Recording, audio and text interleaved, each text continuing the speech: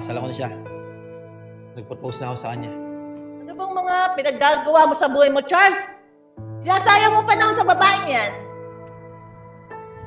Pare, dito nagsimula ang lahat. Tsaka, gusto kong harapin yung nagawa kong kasalanan. Sana hindi pa huli ang lahat. At sana, nandito ka pa.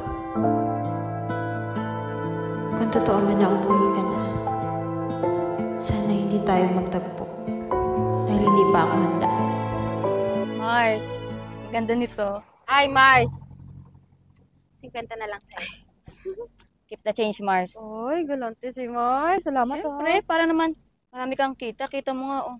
Kaya nga, yung dami dumadami yung customer mo, Mars, ah. Kaya nga, alas 11 pa lang, ang dami Oh. ko ng benta eh. Sabi ko sa'yo, idadami din yung kita mo. Kailangan ng anak ko pang-tuition niya kasi alam mo naman, ako lang bumubuhay sa anak ko.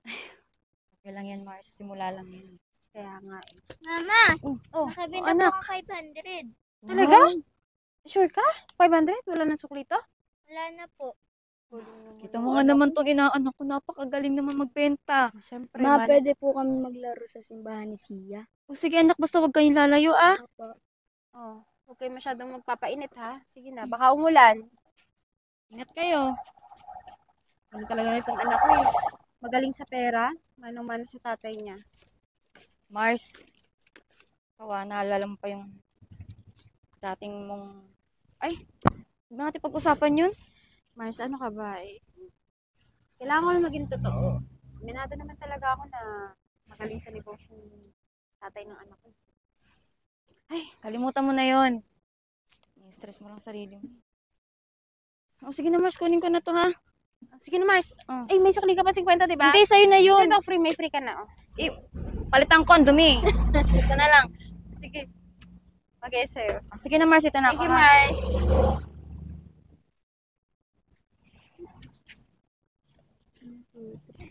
Abulin mo ako. Abulin mo ako. Lo, Sia. Lagot ka, mag-sorry ka kay kuya. Ay, sorry po kuya, di ko po sinasadya. Nadumihan ko pa po tuloy yung jacket niyo. Okay lang. Sa susunod, mag-ingat kayo ha. Gusto niyo po, palitan ko na lang. Nagtitinda po kasi kami ng ukay-ukay. Talaga? Nasipag mo naman. Ano ba pangalan mo? Siya po. Sia, tara na. Baka hinihintay na tayo ni Mama. Teka lang, saglit lang. Sia? Gusto nyo bang ano? Gusto nyo yung ice cream? Talaga po. Nakita nyo yan. Sabihin nyo, ako magbabayad. Kumuha lang kayo doon. Talaga po, salamat po.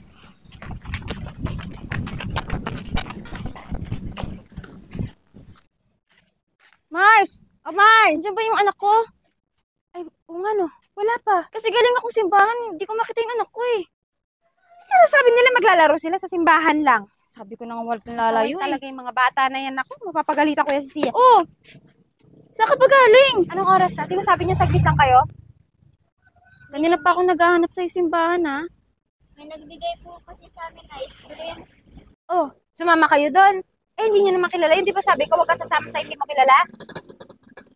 Bakit kayo sumasama sa hindi niyo kilala? Ito, mabait po kasi yun eh.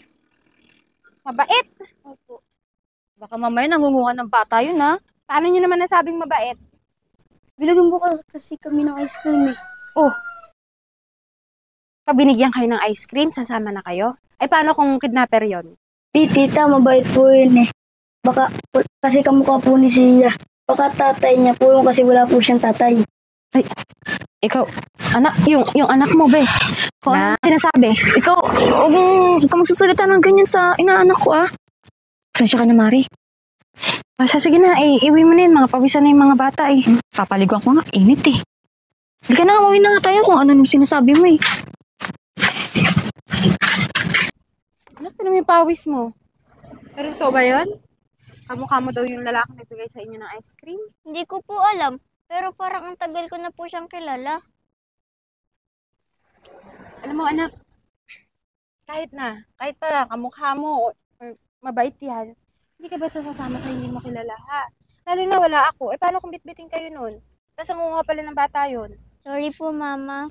Basta sa susunod ha, hindi ka basta-basta sasama or lalapit sa lalaking hindi mo kilala. Kahit babae pa yan. Okay? Pasok ka na sa loob.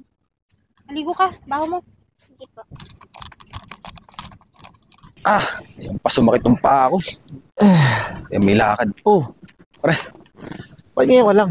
Kanina pa kita inaantay ah. Parang nalamigan na tayong paa ako, sumakit eh. Teka, parang iba yung tawa mo kanina. Parang masaya ka sa mga bata. Hindi kasi yung batang babae, nakakatuwa siya eh. Tsaka, parang kilala ko yung bata. Teka. Ngayon mo lang naman nakita yung bata eh. Kaya nga eh. Nagtaka lang ako sa sinabi niya na yung dun sa ukay, parang bumalik yung nakaraan eh. Anak, tumuloy ka na pag-abroad mo. Iwanan mo na si Virgo. Ginagamit ka lang niya. Alam ko namang ayaw mo kay Virgo eh. Pero mahal ko siya. Tsaka mabait naman yun eh. Anong mabait? Eh, mali-balita ko. Sino-sinong mga lalaking sinasamahan nun? Yun ba ang mabait? Alam mo ma, sumuti pa siguro, iwan ko na lang ako dito. Kaya mo na ako mag-isip. Pag-isipan mo yung mga sinasabi ko sa'yo, ha? Gamitin mo yung utak mo.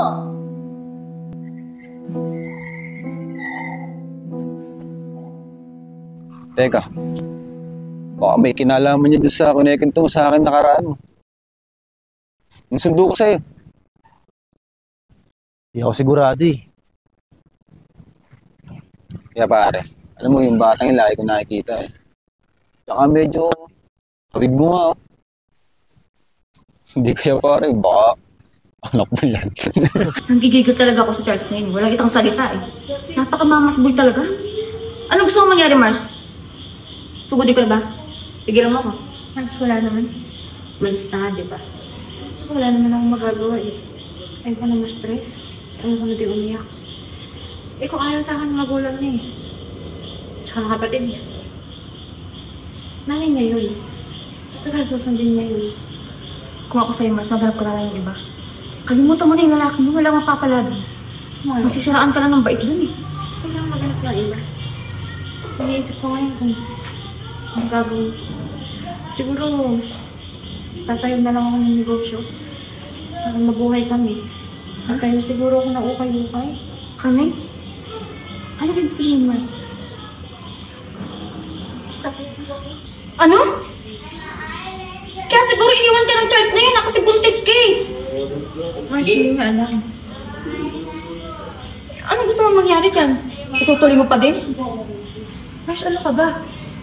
Kailangan na ipalaglat ko to. Ano ko to? Nabuo sa pagmamahal namin. Kahit iniwan niya ako.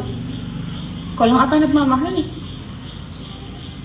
Hindi ka naman ata minahal ng Charles na yun. Tingnan mo nga, iniwan ko man lang. Hindi niya alam na buntis ako. So anong plano mo, Mars? Sasabihin mo ba sa kanya? Ano ko sasabihin? Nawala na nga lang na walang paramdam.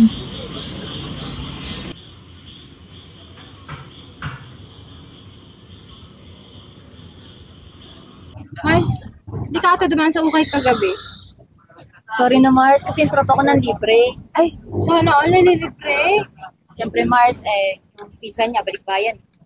Ay, Ano pala, Mars? Ang daming mga bumabalik na yun, no? Galing abroad. Baka mamaya, isa na dun yung ex mo. Mars, ano ka ba naman? 7 years na nga hindi umuwi yung tao. Hindi na babalik. Mars, matagal ba naman ang panahon? Siyempre, babalik yun. Malay mo, may na-miss. Ako ba, Mars? Mars, anong oras na pala? Hindi ba mo yung usapan, ha? Uy, mga bata, labasan na! Tara na, bilisan mo! Lapit tayo niya sa teacher. Bilis!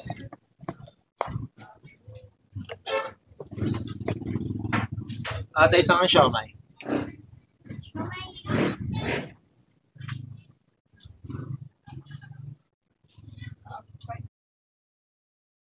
Mama, pingi. Isang balong gatas? Sige po, mamaya po. Mama, hindi po magagalit ha. Bakit? Yung sabi niya po kasi, di ba sa akin, wag po ako lumapit dun sa lalaki nagbigay sa akin ng ice cream. Oh, bakit? Ano yan? Bumalik po siya dito kanina. At bakit daw? Nagbibigay daw po siya sa inyo. Sa akin? Kilala niya ako? Ano ba bibigyan niya sa akin? Jacket daw po. Totoo nga na bumalik ka na. Pero bakit? Bakit napaparamdam ka sa anak ko? Hindi kaya may alam ka na anak mo siya? Mama! Kailangan mo ba yun?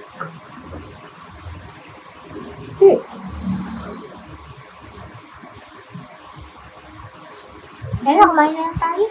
Gusto na yan. Timpla lang kitang gatas.